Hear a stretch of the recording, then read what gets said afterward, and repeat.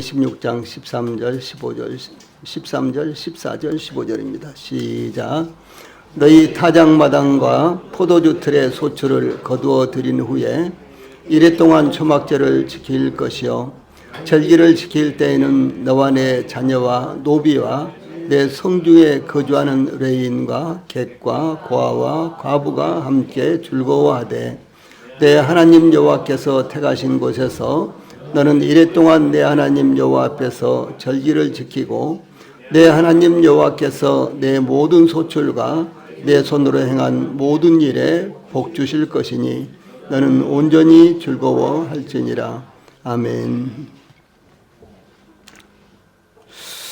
예, 오늘은 신명기 16장 13절로 15절 말씀을 통해서 초막절 최초의 추수감사절 이런 주제로 말씀을 전해드리겠습니다.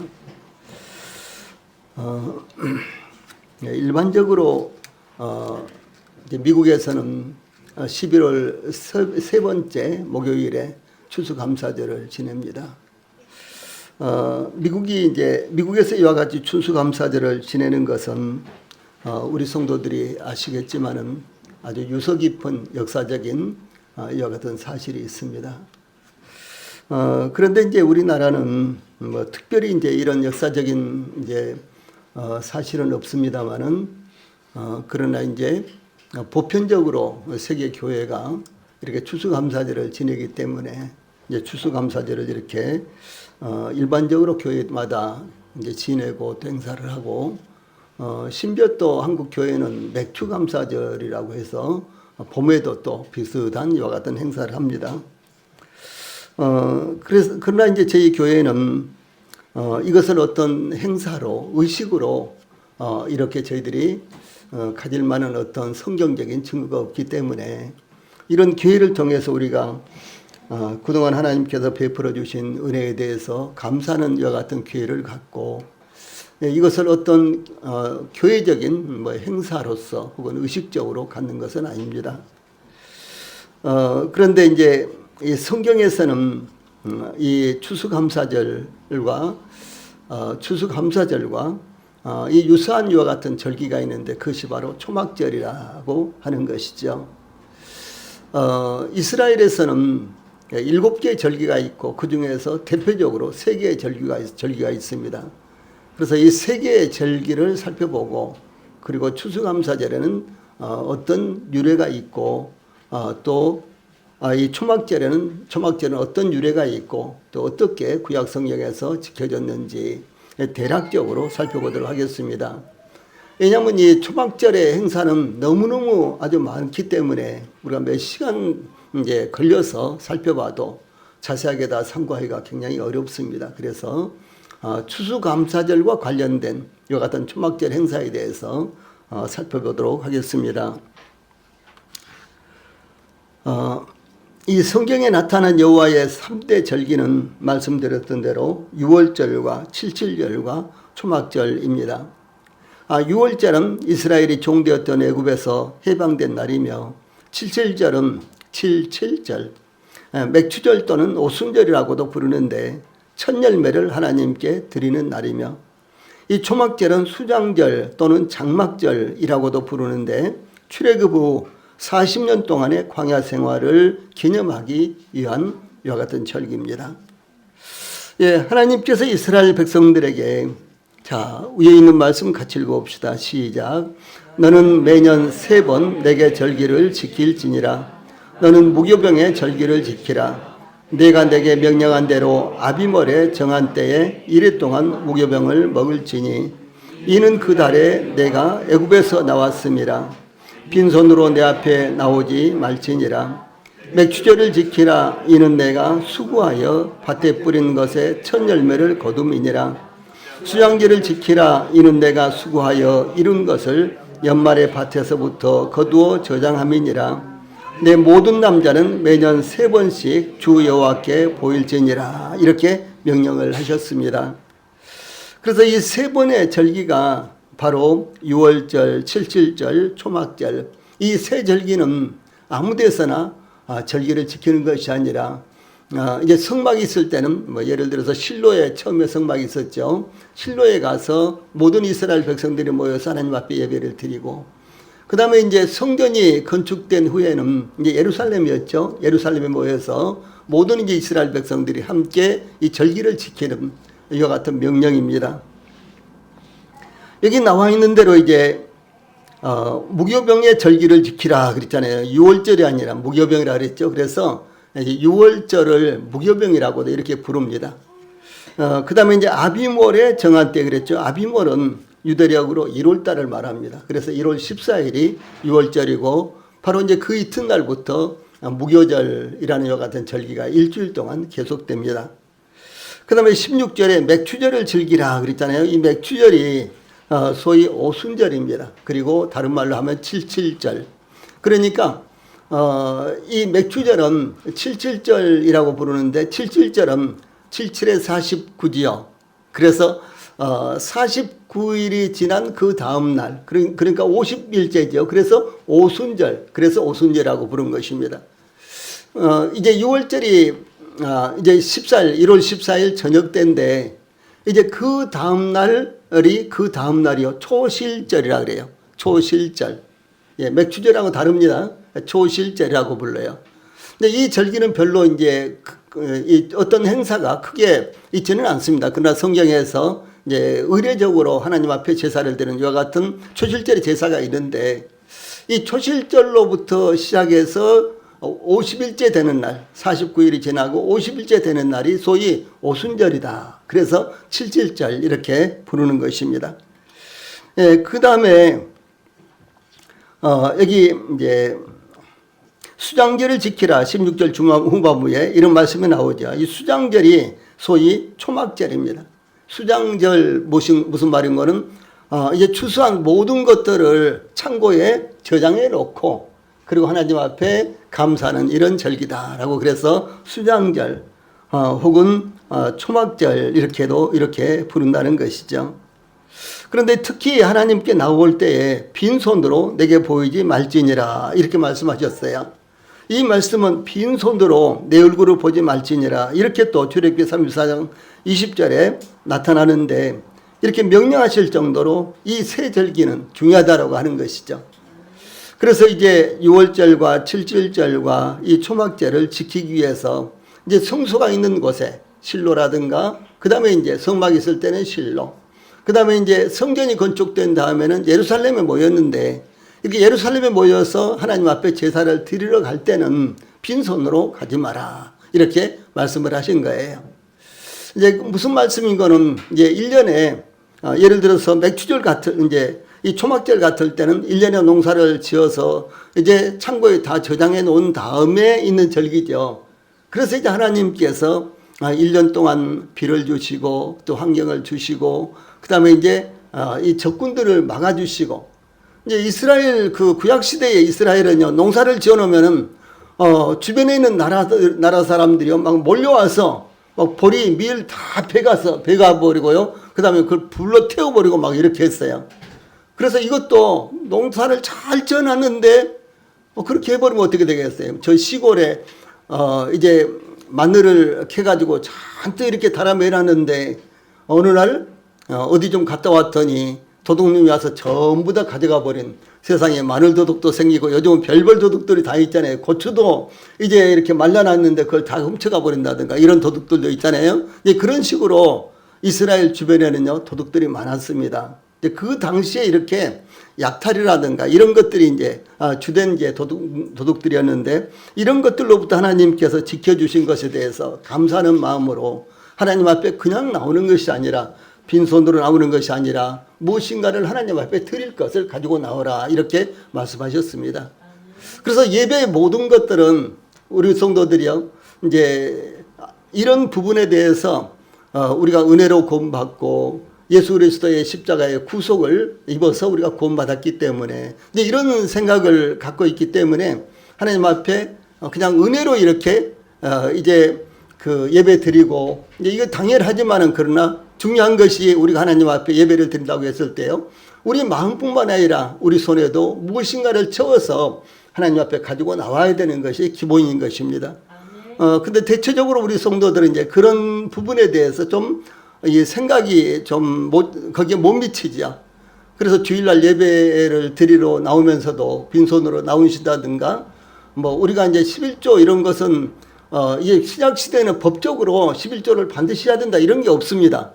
그래서 이런 부분에 대해서 강조를 하지 않고 헌금에 대해서 연보에 대해서 강조를 하지 않으니까 우리 성도님들이 그냥 예배 드리러 오늘 가면 된다 이렇게 생각하는데, 당연히 그렇지만은 모신 거는 빈손으로 나오면 안 된다라고 하는 것이죠.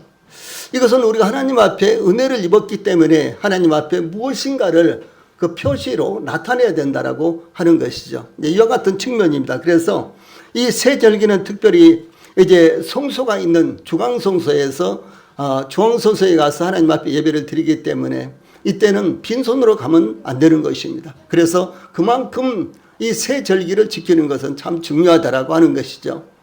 우리가 신약 시대에도 예수님께서 6월절이 돼서 예루살렘에 가서 예루살렘 성전이 있었죠. 그래서 예루살렘으로 올라가셨다든가, 혹은 예수님의 부모님들도 예수님이 12살밖에 안 되는데 예수님을 이제 동반하고 예루살렘에 올라가서 이렇게 예배를 드린다든가, 그 다음에 또 요한복음 7장 같은 데 보면 이 초막절이거든요. 그때가 이 초막절 초막절인데 그 초막절에 예루살렘에 올라가서 예수님께서 목마른 자들은 다 내게로 와라 뭐 이렇게 이제 말씀하셨죠. 설교를 하셨죠. 그때 바로 이제 예루살렘에 올라가서 예수님도 함께 유대인들과 함께 예배를 드리는 이와 같은 장면이 나타나고 있는 것입니다.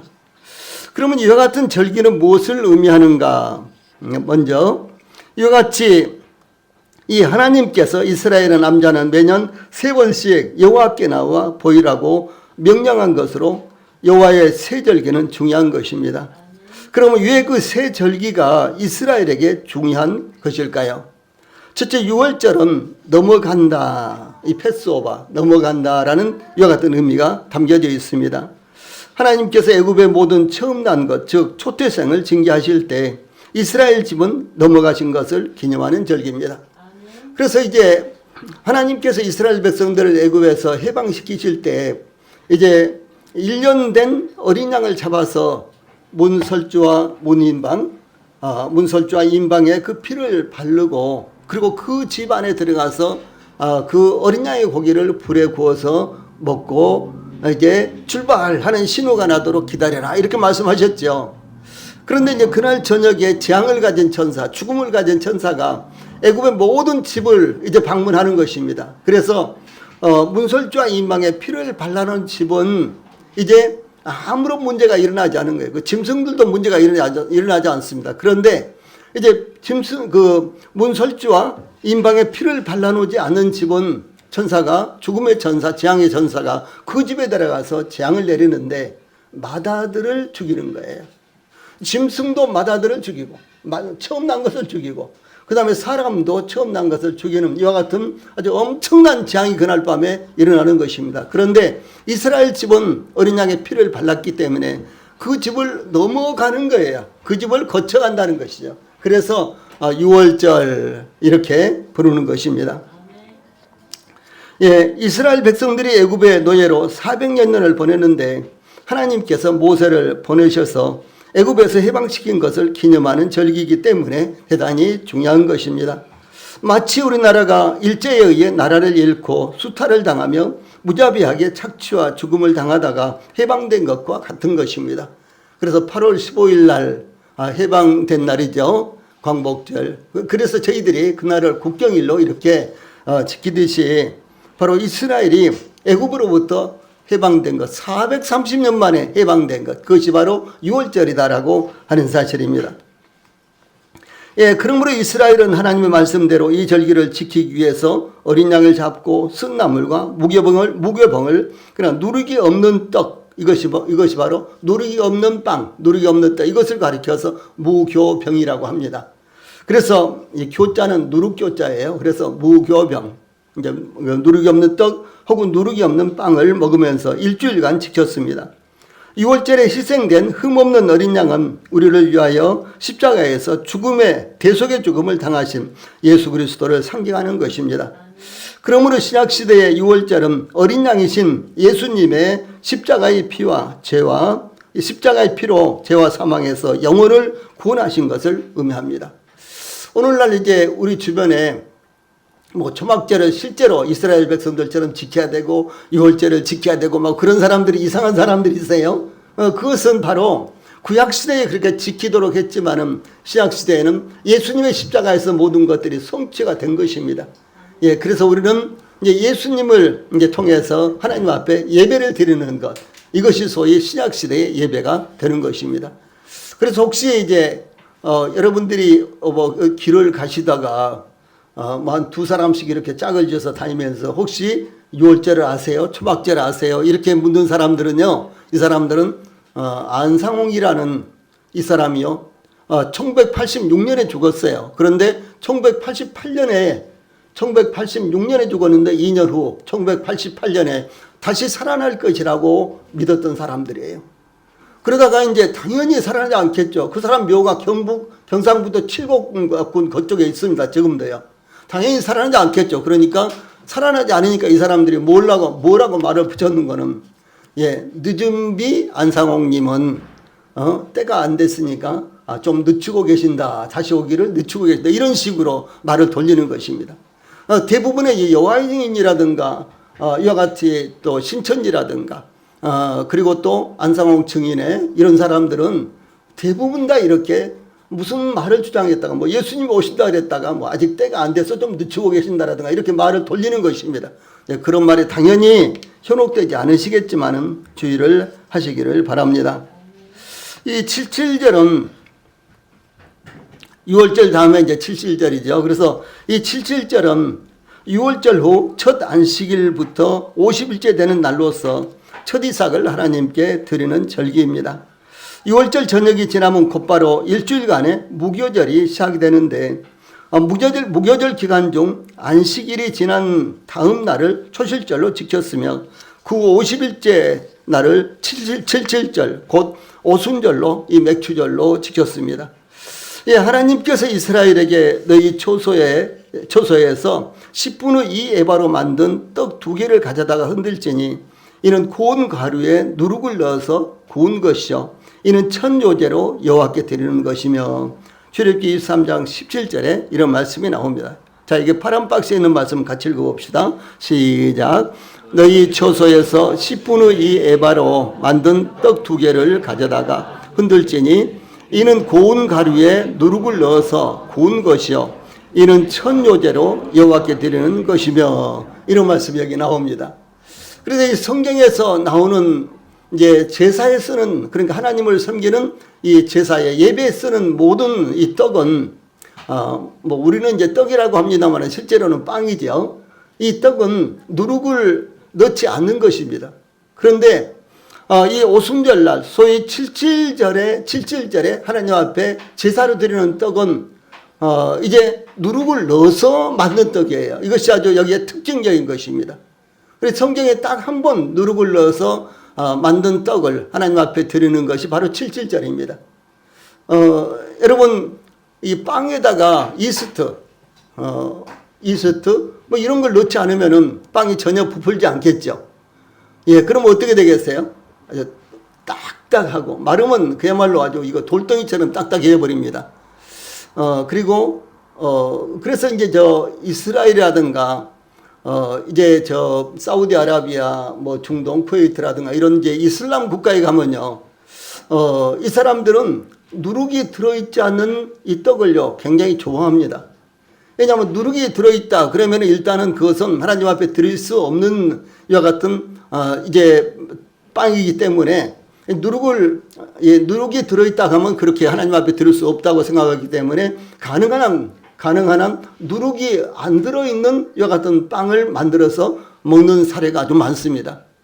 그래서 이제 그들이 이제 이렇게 일상적으로 사용하는 빵도 누룩을 넣지 않는 것들이 여러 종류가 많은데, 그런 빵은요 마르면은 완전히 돌덩이처럼 이렇게 그야말로 뭐 돌멩이로 때려야지만 이렇게 쪼개질 정도로 이렇게 딱딱한 것입니다. 이런 것은 먹기가 굉장히 불편하겠죠.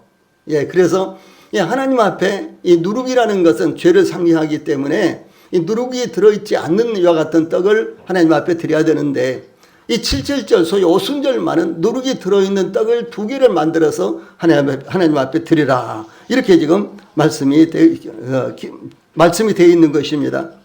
그래서 오순절의 제사의 특징은 누룩을 넣어서 만든 2개의 빵을 하나님 앞에 드리는 것입니다. 그런데 이제 누룩을 넣어서 만든 2개의 떡은 유대인과 이방인으로 구성된 주님의 몸된 교회를 상징합니다. 소위 이 오순절날 사도행전 2장에 보면 오순절날 교회가 처음으로 시작됐거든요. 그런데 구약시대에는 유대인과 이방인, 유대인 사람, 이스라엘 사람들, 유대인 사람들, 그 다음에 이방인들은 완전히 구분이 됐습니다. 그런데 소위 오순절날 교회가 시작되면서부터 유대인이든 이방인이든 예수 그리스도를 믿음으로 말미암아 구원받은 모든 사람들은 교회가 되기 때문에, 교회의 회원이 되기 때문에 차별이 없게 된 것입니다. 그래서 교회는 유대인도 이방인도 큰 이제 구분은 유대인과 이방인이죠. 그래서 유대인과 이방인이 소위 한 몸이 된 것인데, 이것을 가리켜서 2개의 떡이 하나로 하나님 앞에 드려지는 것을 의미하고, 그 다음에 이 신약시대의 교회가 모두 다 제사함 받고 예수 그리스도를 믿음으로 말미암아 이렇게 제사함 받은 성도들로 구성이 되지만, 그러나 주님을 만날 때까지 교회 안에도, 우리 성도들 안에도요 계속해서 죄가 나타나는 거예요. 그래서 누룩을 넣어서 만든 떡을 하나님 앞에 드리는 것입니다. 그래서 이제 이와 같이 이때 이제 보리의 첫 이삭을 하나님 앞에 드렸기 때문에 맥추절이라고도 부르는데, 하나님께서 봄에 수확할 수 있도록 열매를 주신 것을 감사하는 이와 같은 절기입니다. 이스라엘은 AD 70년 로마에 의해서 성경이 파괴된 후에 과거 시내산에서 율법을 주신 것을 기념하는 의미를 7.7절에 되었습니다. 그래서 바로 7.7절 오순절에 하나님께서 시내산에서 이스라엘 백성들에게 율법을 주셨다, 이렇게 이제 기억을 하고요. 그런 의미로 또 그런 의미를 덧붙이고, 그런데 이 교회는 바로 7.7절이라고 부르는 이 오순절에 성령님께서 강림하셨기 때문에 성령 강림절이라고 부릅니다. 그래서 일반적으로 이제 교회에서는 성령 강림절 이렇게 이제 많이 부르고 있습니다. 이 마지막으로 세 번째 절기인 이 초막절은 유대력으로 7월 15일부터 일주일간 초막을 짓고 거주하면서 이스라엘의 광야 생활을 체험하면서 하나님께서 이스라엘이 광야를 통과하는 동안 약속의 땅 가나안에 이르기까지 40년의 광야 생활하는 동안 하나님께서 이스라엘을 영육간에 강건하게 지켜주시며 아침마다 만나를 내려주시고 또한 메추라기를 지면에 내려주셔서 지켜주신 것을 기념하는 절기입니다. 또한 추수가 끝난 후 토지소산을 수확할 수 있도록 복을 주신 하나님의 은혜를 감사하며 기념하는 추수감사절이기도 합니다. 이스라엘 백성들은 1년 동안 농사를 지어 모든 추수를 끝내고 추수한 것을 창고에 쌓아두고 하나님께서 비를 내려주시고 곡식을 거두게 하신 것을 감사하며 즐기는 이와 같은 절기입니다. 이와 같이 하나님께서 다시 오실 예수님을 통해 그리스도의 왕국을 세우시고 다스리실 평화의 왕국이 도래할 것을 바라보는 것을 의미합니다. 그러므로 여호와의 새 절기는 하나님께서 이스라엘 백성들에게 반드시 성막이나 성전에 나아가서 그 얼굴을 하나님께 보이며, 즉 하나님 앞에 나타나서 지켜라, 이렇게 명령을 하신 것입니다. 두 번째로 이 초막절이라는 이와 같은 날짜의 그 시기가 참 중요하다라고 하는 것입니다. 이 본문의 13절에 보면은 너희 타작마당과 포도주 틀에 소출을 거둬들인 후에 이래 동안 초막절을 지킬 것이요 라는 말씀은 이 초막절이 모든 추수가 끝나고 그것을 창고에 거두어들인 후에 지키는 절기인 것을 의미합니다. 타작마당은 곡식을 추수하는 것이며 포도주 틀은 포도주를 수확한 것을 의미합니다. 이 초막절의 날짜에 대해서 이스라엘 자손에게 말하여 이르라. 일곱째 달 15째 날은 초막절이니 여호와를 위하여 이래 동안 지킬 것이라, 이렇게 말씀하셨습니다. 그래서 7월 15일부터 7일 동안 지켜지는 절기, 이것이 바로 초막절이다라고 하는 것입니다. 7월 1일은 이제 이스라엘의 달력으로 왔을 때 7월 1일은 나팔절이라는 절기입니다. 그런데 7월 1일은 나팔절인데 하나님께서 이스라엘에게 이렇게 말씀하셨습니다. 이스라엘 자손에게 구하여 이르라. 7월 곧 그달 1일로 안식일을 삼을지니 이는 나팔을 불어 기념할 날이요 성회라 라고 나팔을 불어 기념하는 날이므로 나팔절이며, 나팔을 불어 기념하는 것은 새해가 되었다는 것을 의미합니다. 그래서 7월 15일, 그러니까 이스라엘 달력으로 7월 1일이 이스라엘에서는요 새해가 되는 시작이에요. 우리는 1월 1일이죠. 그런가 하면 또 이제 이 음력으로는 또 음력 1월 1일이잖아요. 한 달 정도 차이가 있죠.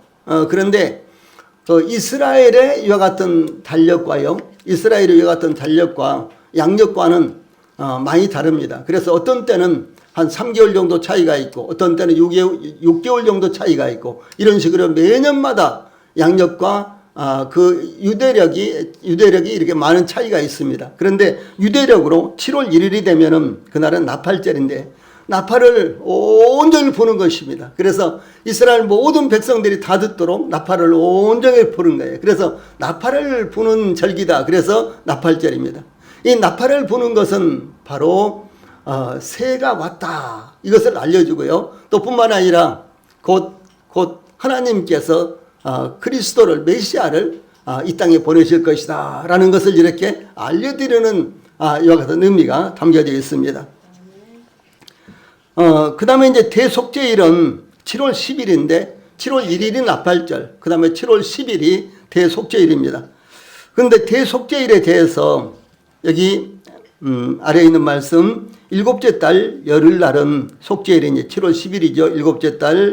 일곱째 달 열흘날이니까 너희는 성회를 열고 스스로 괴롭게 하며 여호와께 화제를 드리고 이 날에는 어떤 일도 하지 말 것은 너희를 위하여 너희 하나님 여호와 앞에 속죄할 속죄일이 됨이니라. 이 날에 스스로 괴롭게 하지 아니하는 자는 그 백성 중에서 끊어질 것이라, 이렇게 말씀하셨습니다. 스스로 괴롭게 한다는 것은 무엇을 말하는 거는 금식을 하는 날입니다. 그러니까 7월 10일은 대속죄일인데 이 날은 금식을 하는 날입니다. 그래서 이 금식을 하는 것이요, 굉장히 그날은 아주 엄격하게 모든 백성들에게 실시를 하는 것입니다. 그래서 이 금식을 하면서 스스로 회개하고 죄를 자복하는 이와 같은 날이기 때문에 스스로를 괴롭게 하는 날이다라고 하는 것입니다. 또한 대속죄일에 대해서 일곱째 달 열흘날은 속죄일이니 너는 뿔나팔 소리를 내되 전국에서 뿔나팔을 크게 불치며, 이렇게 이제 기록되어 있습니다. 일반적으로 이스라엘에서 무엇을 알리려고 한다면은 은나팔을 부는 것입니다. 은나팔을 부는데, 그런데 이 대속죄일에는 뿔나팔을 부는 거예요. 이제 염소에, 우리나라에서는 염소가 이제 귀하니까 어디 목장이나 이런 데 가면 이제 볼 수가 있죠. 그런데 이 염소의 뿔이 이렇게 생겼다거나 이렇게 생겼죠. 이렇게 생기거나 아니면 이렇게 한번 삥 감아가지고 이렇게 생겼죠. 근데 이것을 이제 나팔로 만들어서 부는 거예요. 그래서 이렇게 부는 것은 아주 쇠 같은 이런 소리가 나는 것이 아니라 아주 유연하게 붕 이런 소리가 나는 것입니다. 그래서 이제 이 나팔 소리를 7월 10일 날은 종일 부는 것이에요.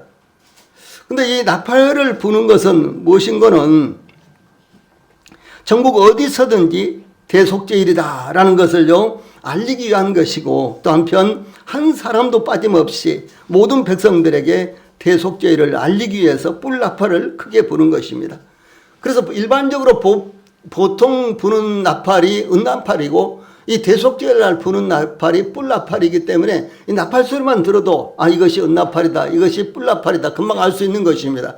그래서 뿔나팔을 이와 같이 부는 것인데, 이것은 백성들의 모든 죄가 대속되고 용서되는 날이요 희년으로서 해방의 날이기 때문에 그렇습니다. 그러므로 이 날은 모든 백성들이 이제 회개하고 죄를 자복하고 금식하고 그러면서 괴롭게 하는 날이면서도 소망을 갖는 이와 같은 날이 되는 것입니다. 이 대속죄일은 원래 속죄일이라고 부르는데 모든 죄를 용서받고 속함받았다는 의미를 지니고 있습니다. 유대교에서는 욤 키프르라고 불리는데 아주 중요한 이와 같은 절기가 되는 것입니다. 그래서 1년 중에서 가장 크고 엄숙한 명절인데, 그러므로 속죄일 앞에 대자를 붙여서 대속죄일 이렇게 부르는데, 여러분들이 성경에 찾아보면 대속죄일 이렇게는 안 나옵니다. 그냥 속죄일 이렇게 나옵니다. 그런데 일반적으로 속죄를 받는 날과 이제 구분하기 위해서 대속죄일 보편적으로 그렇게 부르는 것입니다.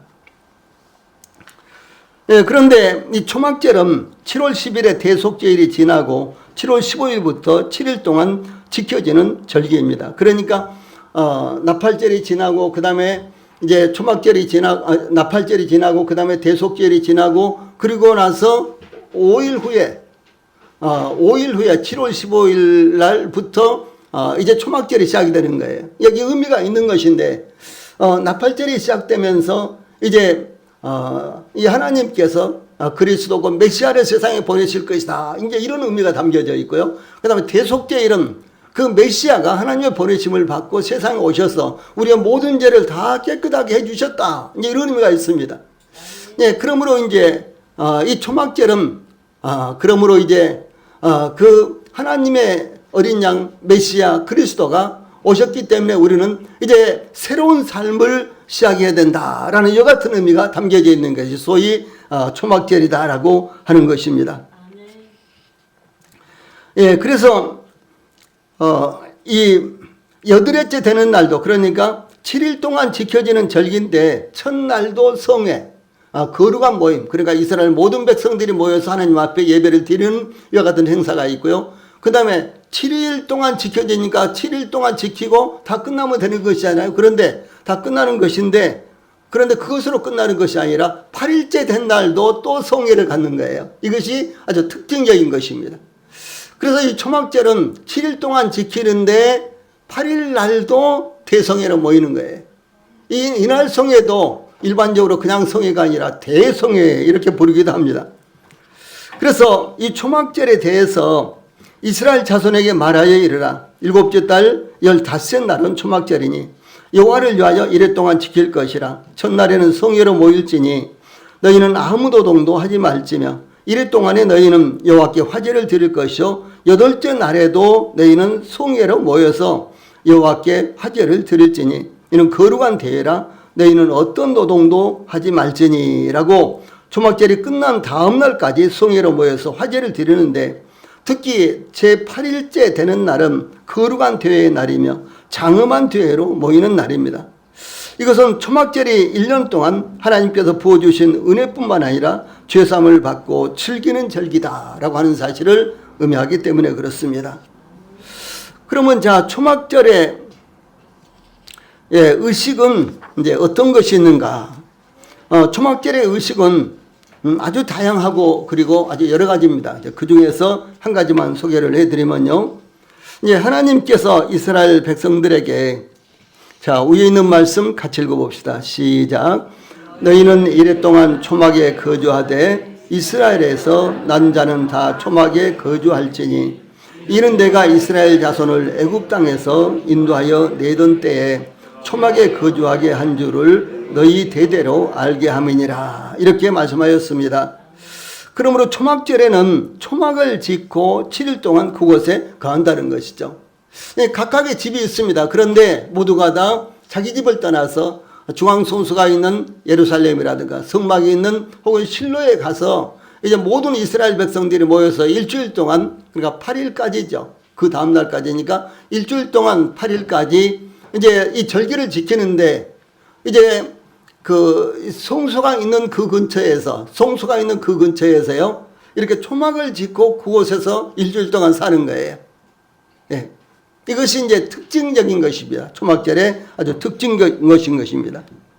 예, 그러면 하나님께서 초막절 7일 동안 초막에 거주하게 하신 이유가 무엇일까요? 이 초막이라는 말은 덥다, 혹은 이 덮으다 그런 말입니다. 혹은 자신을 숨기다 라는 말에서 유래한 단어로 이 햇볕과 바람과 비 등을 피하고 막을 수 있는 임시처소를 가리킵니다. 이것은 무엇을 말하는 것은 하나님께서 이스라엘 백성들이 광야 40년 동안 생활해 오는데 하나님께서 이제 햇볕을 막아주셨죠. 그 다음에 추위를 막아주셨죠. 이제 이것을 상징적으로 말씀하고 있는 것입니다. 예, 이스라엘 백성들이 애굽에서 출발해서 그 시내 반도에서 40년 동안 유랑하면서 이제 요단강을 건너서 가나안 땅에 들어갔죠. 그런데 이 시내 광야에서 40년 동안 유랑하는 이와 같은 생활을 했는데요. 그 시내 광야는 뭐 일반적으로요, 옛날에도 40도에서 뭐 60도 이상 이렇게 기온이 올라갔습니다. 예, 그러므로 이제 보편적으로요, 이 시내 광야를 이제 여행한다거나 통과한다거나 그런 것은 불가능합니다. 그런데도 불구하고 하나님께서 40년 동안 이스라엘 백성들이 시내 광야를 여행하는 동안 낮에는 무엇으로? 구름기둥으로 그들을 덮어주셨고요. 그다음에 밤에는 불기둥으로 그들을 덮어주셔가지고요. 그들이 밤에는 온화하게 낮에는 시원하게 보내게 해주셨다라고 하는 것을 이와 같이 상징적으로 의미하는 것입니다. 예, 실제로 40도 내지 60도 이렇게 되지만은 그늘로 들어가면요, 이 그늘로 들어가면 특징적인 것이 무엇인 거는, 이 사막의 특징적인 것이 무엇인 거는, 이 수분이 없기 때문에, 습도가 없기 때문에 당자가 아주 시원합니다. 예, 그래서 하나님께서 낮에는 구름 기둥으로 그들을 덮으셔서 시원하게 그 광야를 여행하게 하셨다는 것입니다. 예, 그런데도 불구하고 또 밤이 되면은, 예, 밤과 낮의 기온의 차이가, 우리나라는 많으면 10도 정도 되지요. 그래서 10도 정도 기온 차이가 나면, 벌써 이제 뉴스에서 기온 차이가 심하니까 감기 조심하세요. 막 이런 이제 뉴스가 나오잖아요. 그런데, 예, 그 사막에서는요, 30도 이상 차이가 나버립니다. 심지어 30도, 40도까지 이렇게 차이가 나버립니다. 그러므로, 예, 보편적인 사람은 감기가 걸리지 않을 수가 없고요. 몸이 아프지 않을 수가 없고 견딜 수가 없습니다. 예, 그런데 하나님께서 밤이면 불기둥으로 이스라엘 백성들을 이렇게 덮으셔가지고요. 이스라엘 백성들이 마치 담요 안에 들어가 있는 것처럼, 온돌방 안에 들어가 있는 것처럼 따뜻하고 훈훈하게 이렇게 이스라엘 백성들이 여행할 수 있도록 하셨다라고 하는 사실을 이 초막을 통해서 하나님 초막을 통해서 이렇게 말씀하신 것입니다. 예, 그래서 초막절 기간 동안 이스라엘 백성들이 이와 같이 초막에 거한 것을 상징하는 것이고, 또 뿐만 아니라 광야 생활의 고통을 회상하며 구원의 은총을 베풀어 주신 하나님의 은혜를 생생히 기억하기 위한 것입니다. 또한 이스라엘 백성들이 초막절에 초막에 거하였던 것은 광야 생활 40년 동안 나그네 생활을 했던 것과 마찬가지였습니다. 이 세상을 여행하는 나그네에 불과하다는 것을 이스라엘 백성들로 하여금 깨닫도록 하기 위해서 초막을 짓고 거기에서 일주일 동안 7일 동안 가라 이렇게 말씀하신 것입니다. 이스라엘 백성들은 출애굽 후 하나님께서 약속하신 땅 가나안을 바라보며 나그네 생활에 불과했던 삶을 살았던 것입니다. 이와 같이 하나님의 백성들은 영광 도성인 영원한 하나님의 나라를 바라보면서 이 땅에서 나그네의 삶을 살고 있다는 것을 의미합니다. 그래서 히브리서 저자는 이렇게 증가하고 있습니다. 자, 위의 말씀 같이 읽어봅시다. 시작. 이 사람들은 다 믿음을 따라 죽었으며 약속을 받지 못하였으되 그것들을 멀리 보고 환영하며 또 땅에서는 애국인과 나그네임을 증언하였으니 그들이 이같이 말하는 것은 자기들이 번향 찾는 자임을 나타냄이라. 그들이 나온 바 번향을 생각하였더라면 돌아갈 기회가 있었으려니와 그들은 이제는 더 나은 번향을 사모하니 곧 하늘에 있는 것이라. 이렇게 증가하고 있습니다. 이 성경에서 나오는 나그네와 일반적으로 우리가 생각하는 나그네의 특징적인 것이 있습니다. 일반적으로 이 사회에서 나그네 그러면은 뭐 특별히 갈 곳도 없고, 그렇죠, 뭐 노숙자와 같은 이런 생활, 정처 없이 떠돌아다니는 사람, 이런 사람들을 나그네라고 할 수 있습니다. 그런데 이 성경에서는 이 땅에 깊게 뿌리를 내리지 못하고, 예, 이 땅을 그냥 거쳐가는 땅 정도로 생각을 하면서 저 하늘 번향, 하나님께서 예비하신 하늘 번향을 향해서 매일같이 여행하는 순례자를 가리켜서 나그네 이렇게 말하는 것입니다. 특별히 베드로전서 베드로후서에 보면 이 나그네라는 말이 여러 번 나오는데, 바로 베드로는 이와 같은 부분에 대해서 아주 깊게 이렇게 느끼고 있었던 이와 같은 사도였습니다.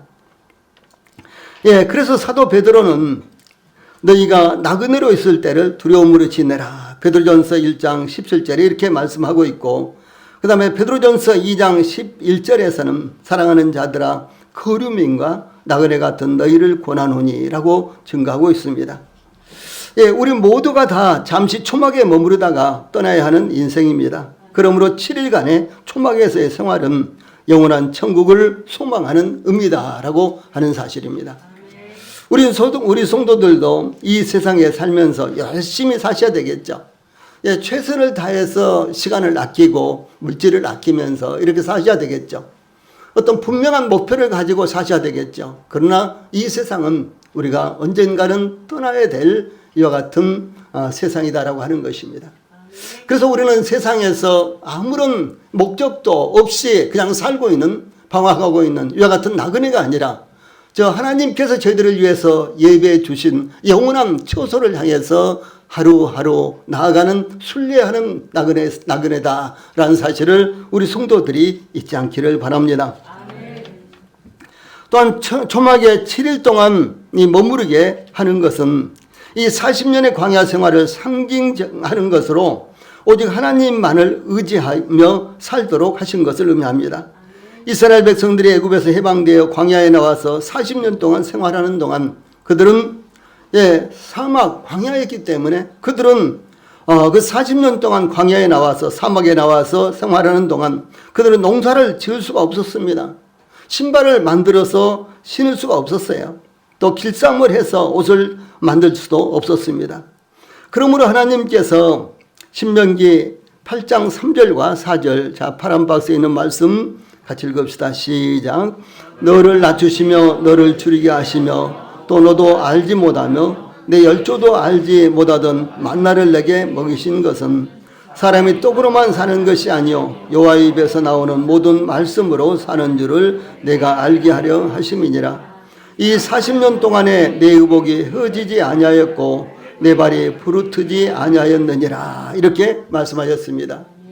예, 하나님께서 그들의 옷이 헤어지지 않도록, 그들의 발이 부르트지 않도록, 신발이 헤어지지 않도록 이렇게 지켜주셨다는 거예요. 뿐만 아니라 하나님께서 때를 따라서 만나를 내려주시고 메추라기를 보내심으로 이스라엘 백성들의 필요를 매일마다 매 순간마다 공급하셨다라고 하는 사실입니다. 그러므로 사람이 먹고 이제 입고 하는 이와 같은 물리적인 것으로 사는 것이 아니라 하나님의 입에서 나오는 말씀을 따라서 사는 것이 우리의 참된 삶이다라고 하는 것을 가르쳐주기 위해서 하나님께서 이스라엘 백성들을 광야 40년 동안 인도하셨다라고 하는 사실입니다. 이와 같이 하나님의 백성들은 이 세상에 살고 있지만 세상 백성이 아니요 하나님의 백성으로서 오직 하나님만을 바라보며 의지하게 하신 것입니다.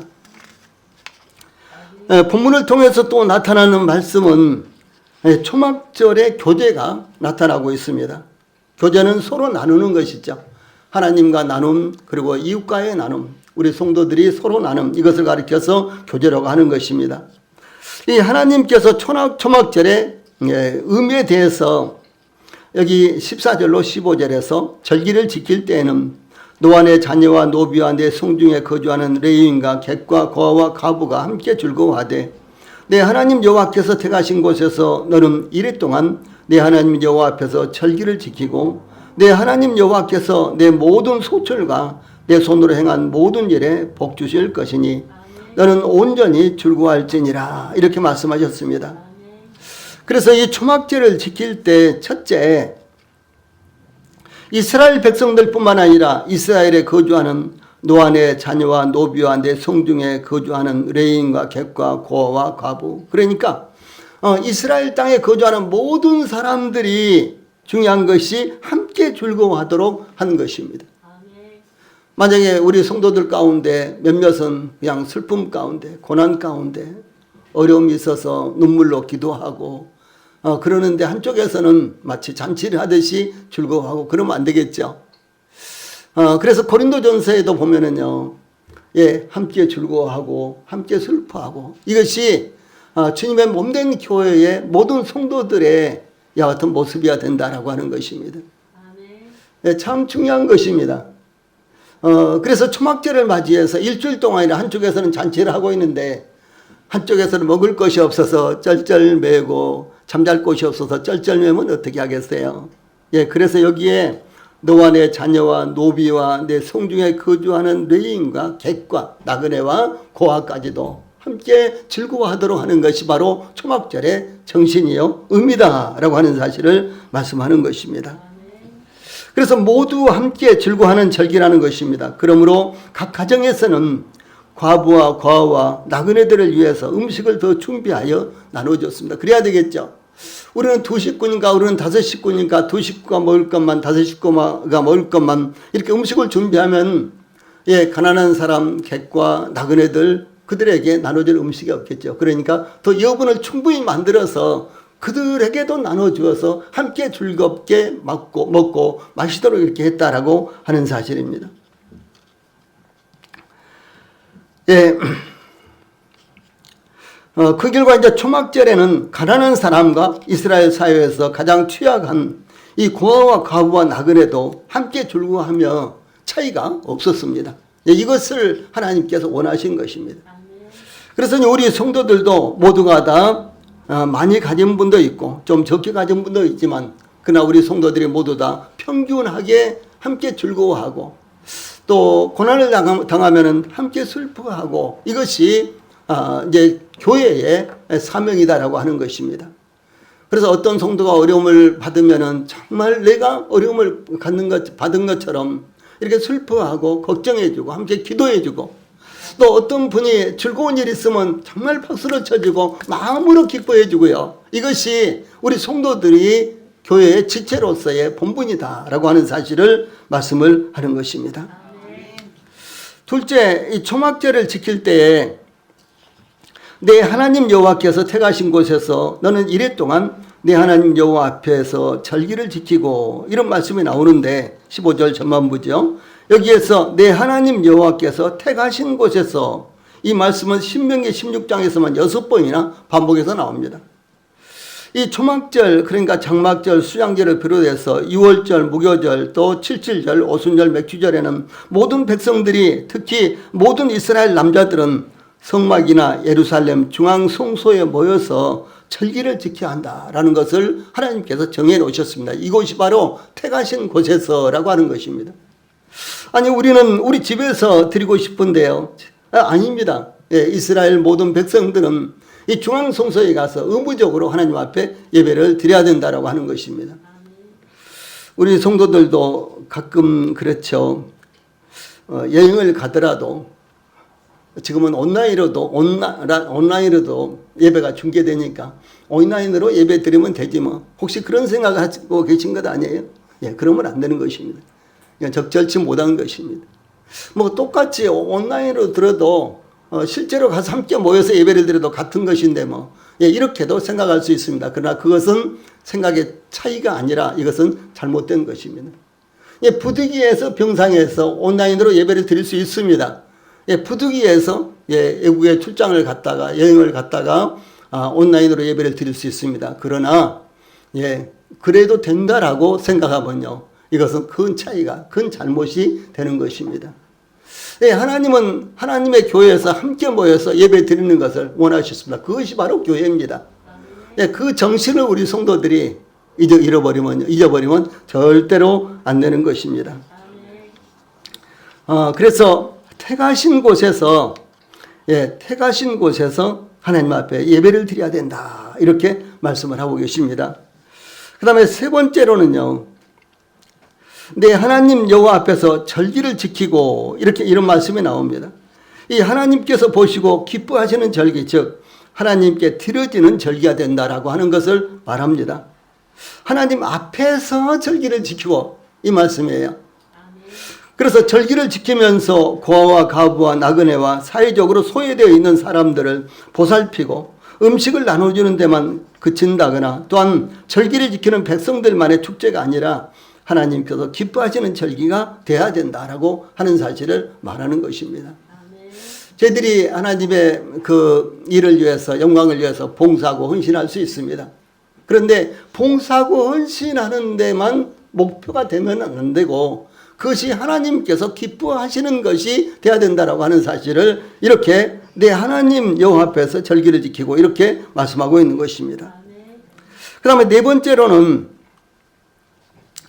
하나님께서 지시하신 대로 초막을 지켰을 때, 초막제를 지켰을 때 내 하나님 여호와께서 내 모든 소출과 내 손으로 행한 모든 일에 복 주실 것이니 너는 온전히 출구할지니라. 15절 후반절에 이렇게 말씀하고 있습니다.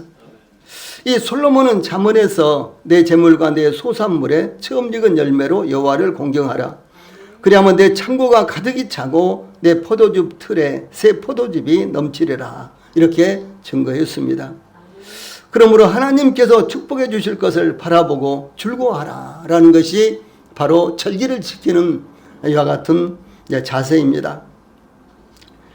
초막절에 대해서 또한 이스라엘 자손에게 말하여 이르라. 일곱째 달 15째 날은 초막절이니 여호와를 위하여 이래 동안 지킬 것이라. 첫날에는 성회로 모일지니 너희는 아무 노동도 하지 말지며. 이렇게 말씀하고 있는데 이 초막절 기간 7일 동안 아무 노동도 하지 말라라고 하는 것입니다.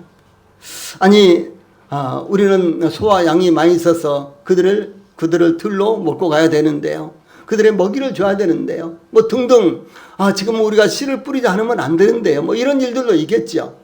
그런데도 불구하고 하나님께서요 그 모든 것들에 얽매이지 말고 이 7일 동안은 노동하지 말아라 이렇게 말씀을 하셨습니다. 그러면 7일 동안 노동하지 않으면 어떻게 할까요? 근데 하나님께서 보상해 주시고 하나님께서 지켜주신다라고 이렇게 하나님께서 아주 단정적으로 말씀을 하셨습니다. 그러므로 하나님께서 이 초막절을 지키되 아무 노동도 하지 말고, 이것은 무엇입니까? 여기저기 신경 쓰지 말고 오직 절기를 지키는 데만 마음을 두라 이런 말씀이죠. 주일날도 마찬가지입니다. 우리 성도들이 오늘은 노방전도가 있지만 그냥 바쁘니까 빨리 가야지. 그래서는 안 되는 거예요.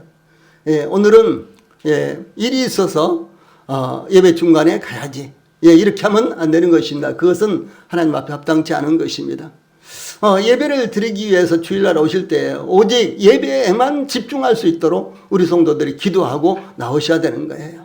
이것이 하나님을 기쁘시게 해드리는 것이고 구원받은 우리 성도들이 당연히 가져야 될 이와 같은 자세다라고 하는 사실입니다. 여기 예수님이 와 계십니다. 하나님 와 계세요. 만약에 대통령이 와 있다면요. 그리고 대통령이 소집을 했는데 우리가 중간에 제가 좀 바빠서요 그러면서 슬금슬금 빠져나갈 수 있겠습니까? 절대로 그럴 수 없겠죠. 대통령이 아니라 여기 구청장이 소집을 했어도 그러겠죠. 그런데 천지의 주저가 되신 하나님께서요 저희들을 예배로 부르시고 또 예배를 받으시기를 원하셔서 기다리고 계신 것입니다. 그래서 저희 모두가 다 하나님 앞에 있는 거예요. 그렇다면 우리가 예배 중간에 이런저런 이유로 인해서 저희들이 예배를 빠져나가는 것은요 이건 하나님 앞에 얼마나 큰 잘못이고 실례가 되는 것입니까? 그러므로 우리 성도들의 생각 자체가 바뀌어야 되는 거예요. 그래서 노동을 하지 마라. 아무 노동도 하지 마라. 이렇게 말씀을 하신 것입니다. 그러므로 이스라엘의 절기 중에서 가장 즐거운 절기, 그리고 이것저것 걱정하지 않고 오직 절기에만 전념할 수 있는 이와 같은 절기가 초막절이다 라고 하는 사실을 말씀을 하는 것입니다.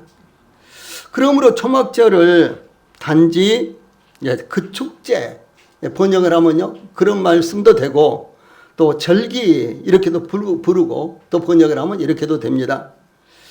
그래서 여호와의 절기라고 이렇게도 부르기도 했는데요. 초막절은 거룩한 성회로 시작해서 거룩한 성회로 끝이 났기 때문입니다.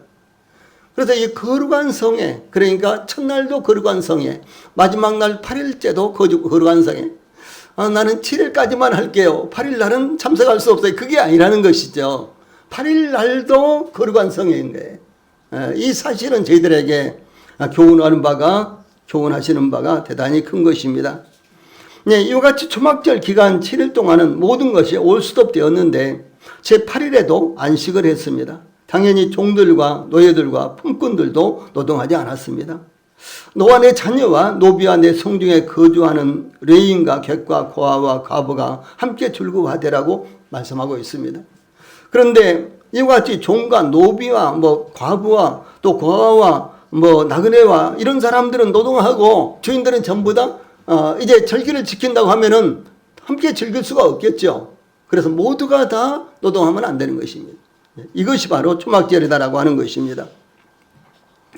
예, 그러므로 초막절은 모든 백성들과 종들과 나그네와 이런 사람들이 함께 즐거워했습니다. 그리고 8일 동안 아무 노동도 하지 않았고요. 매일 먹고 마시며 즐거워하는 이와 같은 절기였다라고 하는 사실입니다. 초막절은 말씀드렸던 대로 7일 동안 계속된 절기였는데 제8일째도 성회로 모이는 것이 특이했습니다. 이것이 아주 특이한 절기라고 하는 것입니다. 자, 위에 있는 말씀 같이 읽어봅시다. 시작. 이래 동안에 너희는 여호와께 화제를 드릴 것이요 여덟째 날에도 너희는 성회로 모여서 여호와께 화제를 드릴지니 이는 거룩한 대회라. 너희는 어떤 노동도 하지 말지니라. 너희가 토지 소산 거두기를 마치거든 일곱째 달 15날부터 이래 동안 여호와의 절기를 지키되 첫날에도 안식하고 여덟째 날에도 안식할 것이요. 이렇게 말씀을 하셨습니다. 자, 그렇다면 이제 마지막으로 왜 제8일째도 성회로 모였을까라고 하는 것이죠. 예, 7일 동안 지켜라. 그러면 7일 지키고 끝나면 되는데, 예, 8일째도 성회로 모여라. 예, 그리고 똑같이 노동도 하면 안 되고, 절기를 지키는 것 같이 똑같이 이렇게 하라라고 했을까요? 성경에서 8이라는 수는요, 부활 또는 재창조를 상징합니다. 이것은 우리 인간에 의해서 만들어지는 것이 아니라 오직 하나님에 의해서 만들어지는 것입니다. 하나님에 의해서 이루어지는 것입니다. 7은 완전수인데 거기에다가 1을 더한 것이에요. 그러므로 초막절 7일을 지킨 후 제8일째 되는 날을 성회로 모인 것은 하나님께서 이스라엘과 새로운 영적 관계를 형성하시는 것으로 다시금 풍성하게 축복해 주신 것을 상징합니다. 그러니까 제8일이 있는 것은요, 재창조 혹은 부활을 의미하는 이와 같은 숫자인데 하나님께서 이스라엘 백성들과 새로운 관계를 맺고 새롭게 시작하는 것을 의미한다라고 하는 것입니다.